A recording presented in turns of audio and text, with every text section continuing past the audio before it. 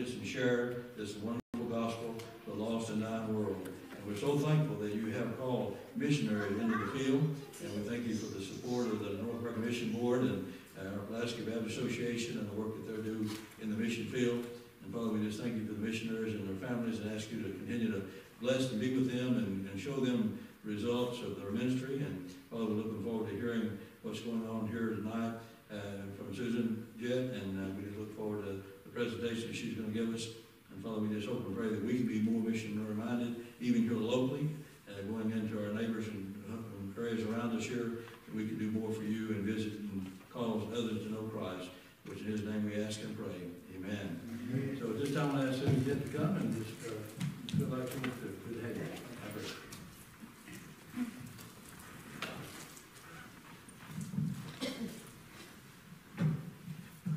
Since we're a little bit spread, maybe I should take it this way. Since we're a little bit spread out, and I've got some kind of congestion, so. But I thank you for allowing me to come tonight and speak to you about international missions and also about associational missions. How many of you enjoy reading the genealogies in the Bible? Or do you say, oh, begot, and just skip over them like I've done before? Better yet, can you pronounce those weird names? None of them are hard. Well, those genealogies are very important. And the more we read them, the more we understand their importance. The family tree has a very sturdy trunk. Abraham, Jacob, Boaz, Hezekiah, David, Joseph, and many more.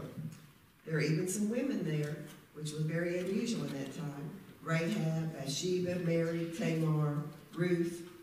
But despite how sturdy its trunk and how spreading its limbs, the Savior's family tree has its share of blight and barrenness, of bent twigs and broken branches. But God's purposes are not thwarted by our humanity. He takes us as we are, a lump of clay, and keeps us in his hands, working in us, through us, and more often than not, in spite of us. He did this one hot day as he sat down in a well, thirsty and parched from the sun and sand-filled air. The woman wasn't even aware that she needed to be molded. She knew something was missing in her life, though. She'd tried 5 times to find a husband, and she still had not found the meaning of life. She was tired of being shunned, living without joy and contentment and fulfillment. Ever been there? You know, God has several purposes for our lives. He planned us for his pleasure. He formed us for his family, and we were created to become like Christ. We are shaped for serving God. We were made for a mission. Now today we have the iPad, the iPhone, the iCloud, all kinds of I's. But what about iGo? We see in the book of John a woman who had iGo, and Jesus wanted to use her. One God wanted to shape. She was a woman of very common clay in the sight of the world. But in the eyes of Jesus, she was a daughter of the King. She was the one chosen to receive Christ's teaching that God is spirit. She was the first person that Jesus showed clearly who he was. She was an outcast of the outcast, a Samaritan, seen as a dog. She was a woman, another strike against her, 5 times divorced, and an adulteress. But Jesus looked over all that and saw what kind of vessel she could become. His first concern is what we do with our hearts. Are we allowing him to mold and shape ourselves into the vessel he intends for us to be so that we can serve him? We are shaped, created, and formed to serve God, just as the Samaritan woman was, just as I am, just as you are. On this earth, we are practicing serving God before we get to heaven.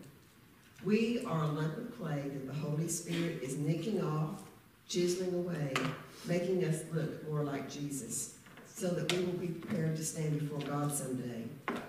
And those nicks, plucks, and chips hurt, don't they? Those are the trials and the problems we encounter in life. But in order to be a vessel that looks like Jesus, they are necessary. God has shaped each of us to serve others. We are saved for service, not to sit and soak. A saved heart is one that wants to be served. He leaves us here on earth to fulfill his purposes. Every Christian has been shaped and molded into a vessel that is called to service. Our call to salvation is our call to service, just like the Samaritan woman who served Jesus. A non-serving Christian really is a contradiction in terms. The question is not who is going to meet my needs, but we should start asking, whose needs can I meet? It's not about us. It's all about him. As soon as the woman at the well believed that Jesus was the living water, she was so full of joy that she forgot all about her circumstances. She left her burdens there, and what did she do? She ran to tell people about Jesus. She didn't walk, she ran. She ran to people who she knew looked down at her, that gossiped about her, and thought poorly of her. But she was so full of joy and had to tell others. She was a fool for Jesus. They saw the change in her, and because of this, they believed and ran to Jesus. We met Petra Wehrlein in Kloppenburg, Germany, where we were starting a German church. And one day we were visiting, and she said, you know, one thing that drew me to want to have a relationship with Christ is because of what I saw in your family. She said, I noticed the way that you deal with one another is completely different than what I grew up with. And the way you treat others is completely different. Petra was a Catholic. She had a religion, but she did not have a relationship with Christ. She went to Catholic school, Catholic religion classes. She was confirmed. She had it all up in here, but she didn't have it here. The relationship failed. And she said, because I saw a difference in your family, it wanted me to accept Christ. I was happy to hear that, but I was also amazed because I never thought that others could see Jesus like that in my life and in our family's life. And it truly made me happy. Do others see the difference in me now? I hope so. Do they see it in you? How far are we willing to allow Jesus to shape us into the vessels he wants that draws people to Jesus? Will we be willing to be a fool for Christ? At the end of our earthly lives, we will stand before God, and he is going to evaluate how well we have served others with our lives. He will compare how much time and energy we spend on ourselves compared to how much we invested in others. Life is meant for ministry. Now you're probably thinking, what's that got to do with missions? What's that got to do with Germany? And what's got to do with that missionary standing up there? But you know what? It has everything to do with it. Because not only are we shaped to serve, we are made for a mission. Everybody is. The mission Jesus had on earth is now our mission. What he did in his body on earth, we are to continue to do as his spiritual body, the church. So what is that mission? It's simple. Introduce people to Christ. We may be the only Christians some people see and know. And our mission is to share Jesus with them. Our mission is more important than any job, any achievement, or any goal we may have. Because we must, as the Samaritan woman, be urgent about our mission. Ask yourself this: who has God put into your life that you can tell them about Jesus? I'm sure you have a lot. To fulfill your mission will require that you abandon your agenda and accept God's agenda for your life. When my husband started talking about going to Germany, he tried to get me to learn German, and he was talking about going to Germany, and I said, great. You call, write, didn't have email back then, send me a postcard, visit every once in a while, but I'm not going to Germany. I was comfortable where I was. I wasn't going. But God worked on my heart, and I told him one day as he walked in from church, he was the pastor at the time, and I was a pastor's wife, but I still was not going to Germany. I told him, I said, it wasn't anything that you said in your sermon today. And he said, well, thanks. I said, but God talked to me and gave me peace in my heart, and I'm ready to go to Germany. So I prepared to move to a culture, a people, a language, and a country I knew nothing about. I had to abandon my agenda and fulfill my mission in life no matter what. No matter what the cost or the results. But the results were great because I experienced God's blessings like I never could have imagined. 25 years of blessings for serving Him. The next one is a map of Germany. Germany has a population of 82 million people on a landmass the size of 2 states of Georgia. And I think Georgia has about 10 million people in it. So you can imagine the density of the population. Of the 82 million, less than 2% know Christ as their Savior. That means they have no personal relationship with Christ. 2 out of 100 do. 98 don't. Most are Catholic or Lutheran. They've been baptized as infants. So when we would talk to them about Christ, they would say, I'm baptized. I don't need anything else. I'm going to heaven. And they grew up learning that in the schools, in their religion classes, in their churches. But they had the head knowledge. They just didn't have the heart knowledge.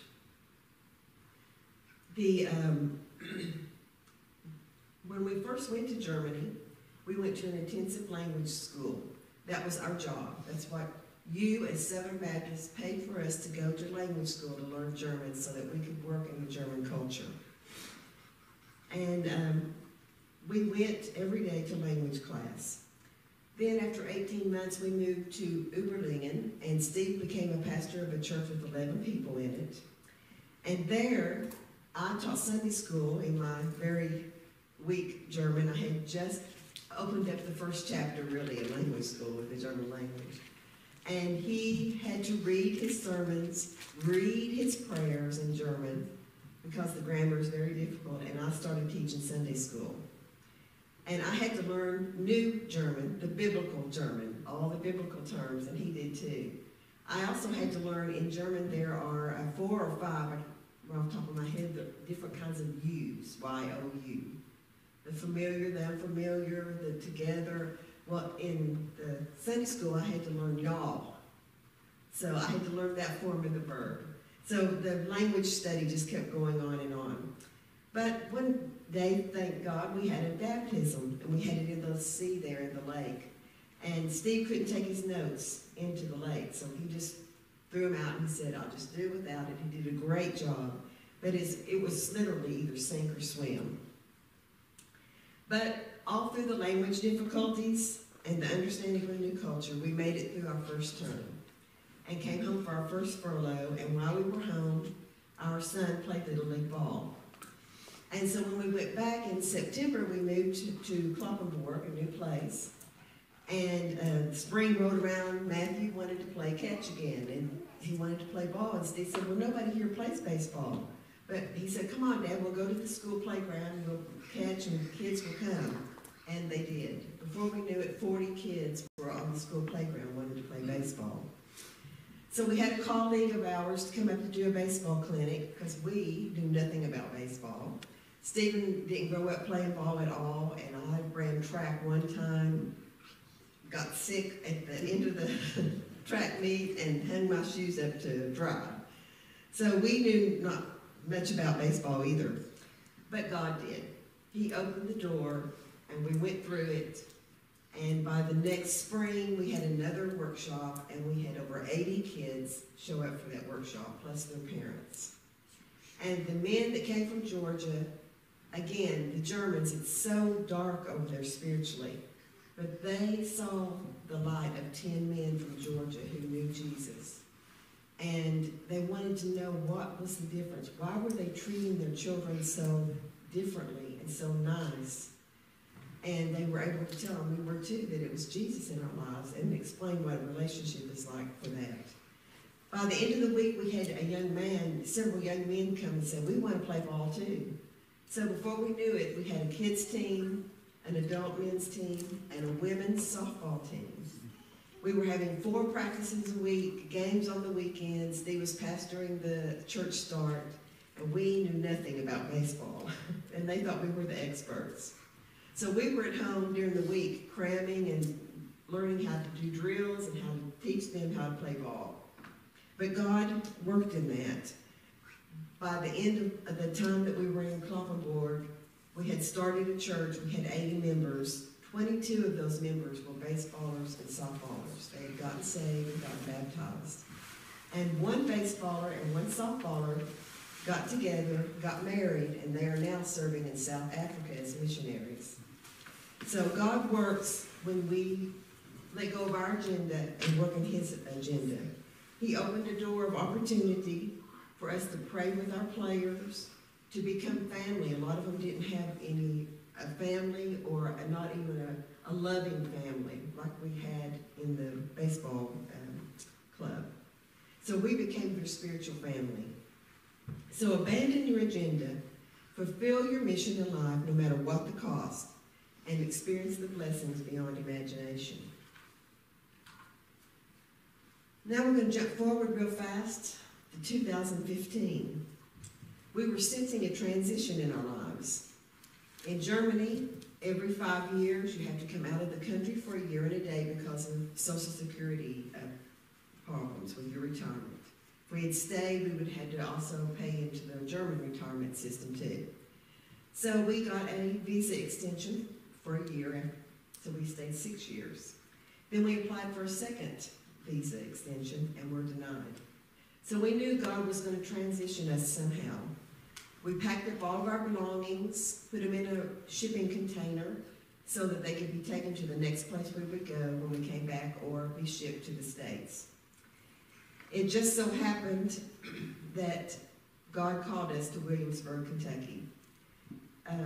My husband is director of missions there, and we started in September of 2015. Now, I grew up in Williamsburg, and all the years I've been gone since 1978, I've said I will never go back to the Burg after my mom is gone.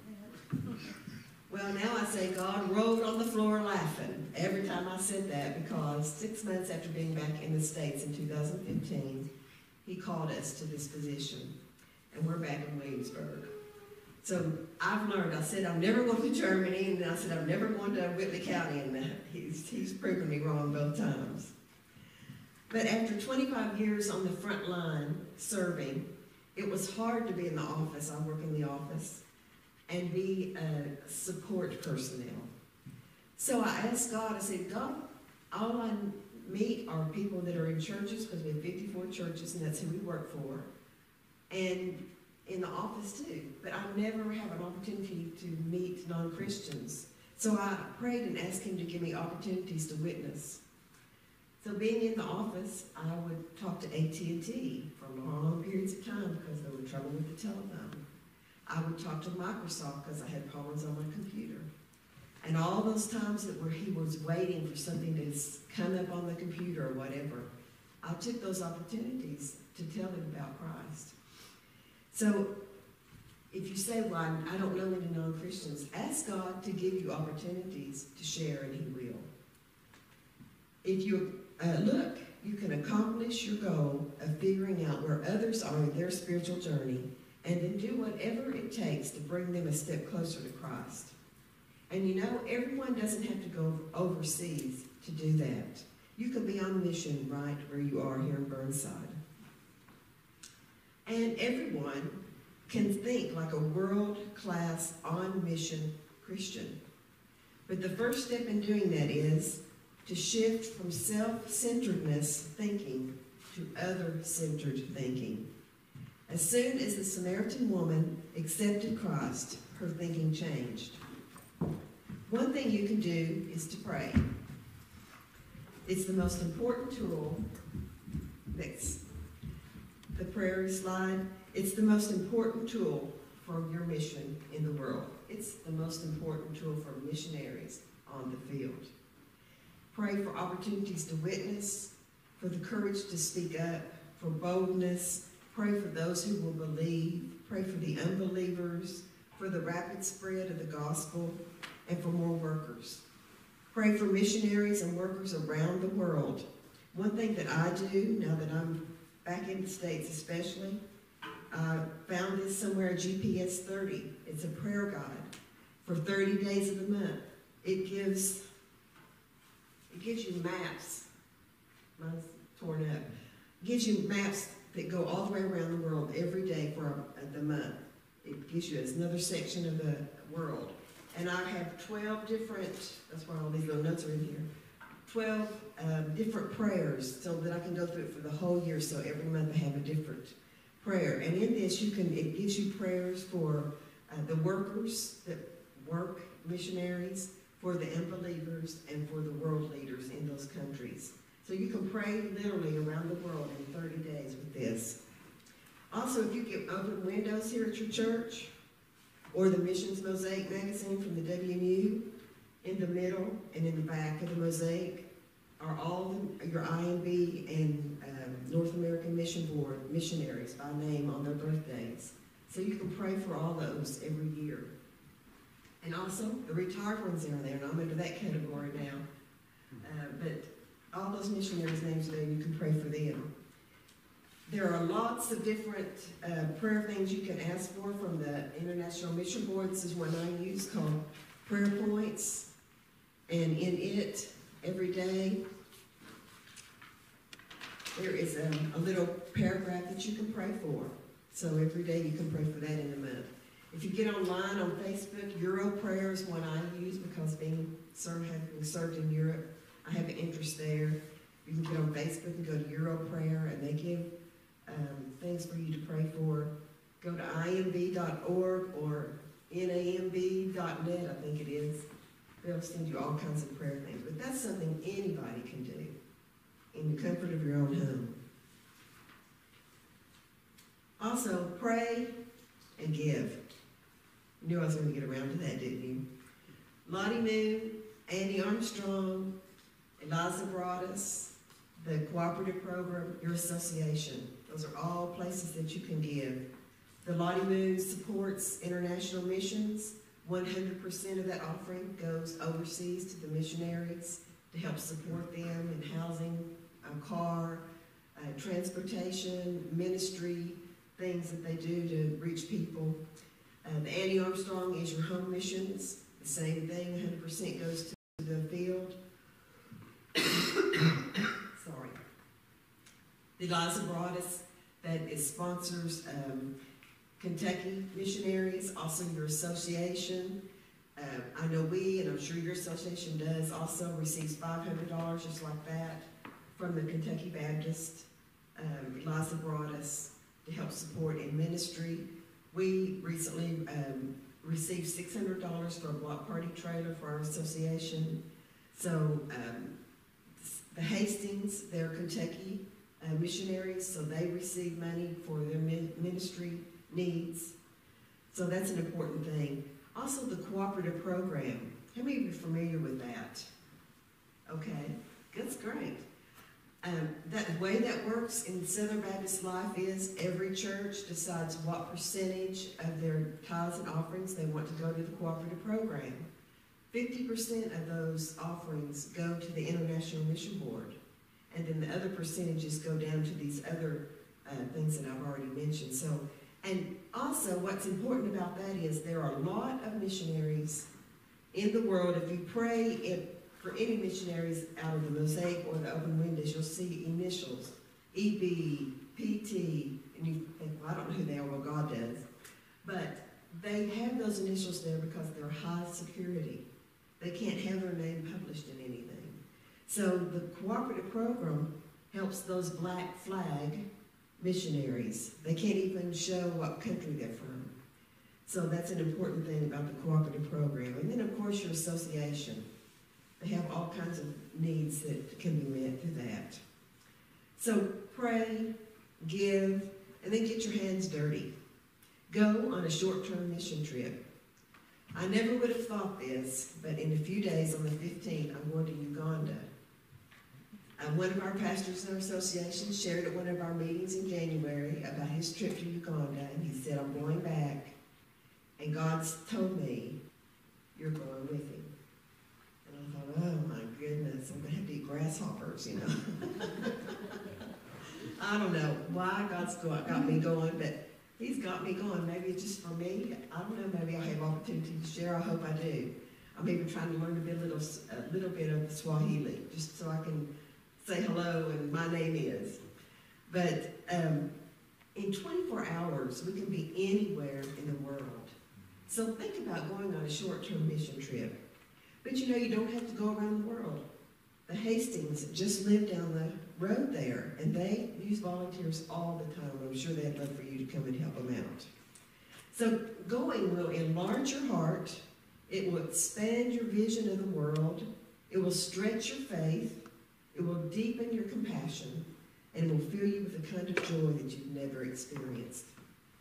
The Samaritan woman experienced all of that, and we can too. And in Germany, we had over 200 volunteer groups that came to help us do different things. Could they speak German? No, maybe one or two. And they picked some up because we had a lot of repeat people that came time after time. Some of the things they helped us with were the live nativity. That is where we had a donkey and sheep, and the volunteers dressed up in the outfits. And in Germany, every town has a marketplace right down in the center of town. And that's where all the activity goes on. That's where most of the stores are. And so we took advantage of that. And for 17 years in a row, we had the live nativity for the first 3 weeks in December, every day of the week. And we couldn't do it without volunteers. One year, we did it with 3 people, my husband, myself, and one short-term missionary with the IMB. But that was hard because we're there 5 and 6 hours a day, every day. And so we started getting volunteers to come. And they would stand there, be dressed up. We handed out evangelistic packets. They were little white bags that had Christian literature in them and tracts and the Book of John and other things like that. And people, when they came to get their picture made, they got one of those evangelistic bags. And we had little cards made where we took their picture with a Polaroid and later with a digital camera, and we put that picture in there, and on the other side was the Roman road in German. And so they got that as their gift too. One year we gave over 6,000 bags in just 3 weeks. We gave over 6,000 bags out. We met people later in the year, and they said, "Oh, we remember you from the live nativity. We have all of our pictures lined up on our fireplace mantle." And they would just keep them year after year as a souvenir. So then we had the donkey, and these are some pictures of families that we took pictures of. That's the picture we would take and put into the card. We had the donkey that we used to rent, and that got to be difficult to rent and plus expensive. So we decided we would buy a donkey. And my mom would kid and tell people, well, most people have a cat and dog for a pet, but Susan and Steve, they have to go out and get a donkey for a pet. And she was about 8 months old. And so I would bring her from the field where she stayed and bring her to our backyard. And I just playing around with her. I would run figure eights and she would run right behind me. So it was really funny to watch her do that. Gracie was her name. And we left Gracie in Germany. She's happy with a horse family. We found this place to keep her with other horses. And the owners of the horses were the family. And they would come to the barn and have coffee and cake and invite us to come along. So God opened another door for us to be able to tell about Jesus to them because they knew nothing about him. So when we left, they said, "What are you going to do with Gracie?" We said, "Well, we'll just leave her with you if that's okay." They said, "Wonderful, wonderful. We don't want her to leave." So we expanded the live nativity to a children's pavilion. And that's the picture you see here. And this was a place that was semi-warm. We had 2 little propane heaters in there. And the children would come in there and do nativity crafts. This was one way to draw the parents in there. They would come and sit with their kids, and we had people in there or we would be in there, just talk to them and share Jesus with them. Then in 2009, while we were on furlough, a short-term missionary had been there for 3 years. They said, "We're never going to learn this language enough to be able to witness for Christ." So they started this marionette trailer.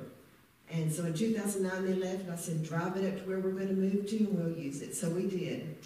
We used it not only at the Christmas market. We had 2 other markets in town in the spring and in the fall. And so we did stories of Noah, David and Goliath, of course, the Nativity, Peter walking on the water. We had 5 or 6 shows that we did.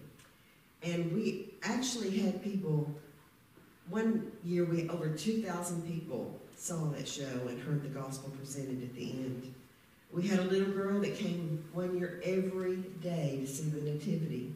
And when she would hear the music start up for the show, hallelujah, hallelujah, she'd say, Mama, Mama, we have to go, hallelujah's on. And she would watch that show every day.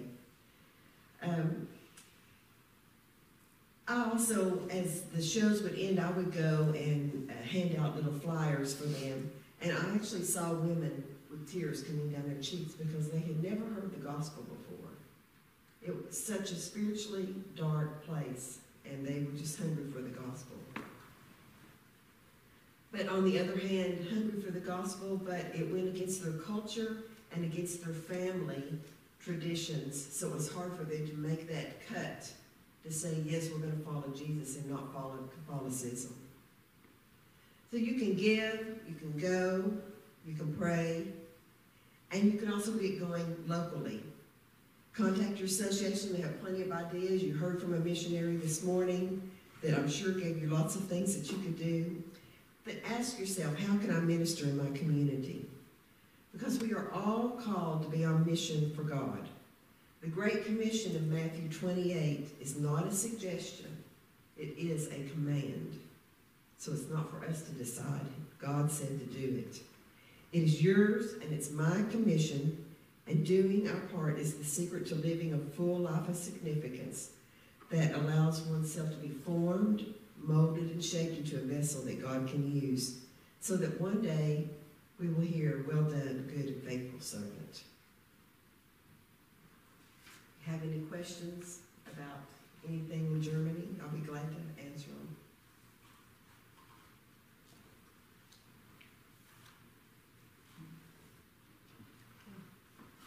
They're all backward. That's okay. Only thing I'd like to ask, what kind of stuff do you have to go through to be able to enter the country? Do you have to go through shots or training or anything? Or? Well, the International Mission Board requires that we come to Richmond, Virginia. Outside of Richmond there, they have a International Learning Center.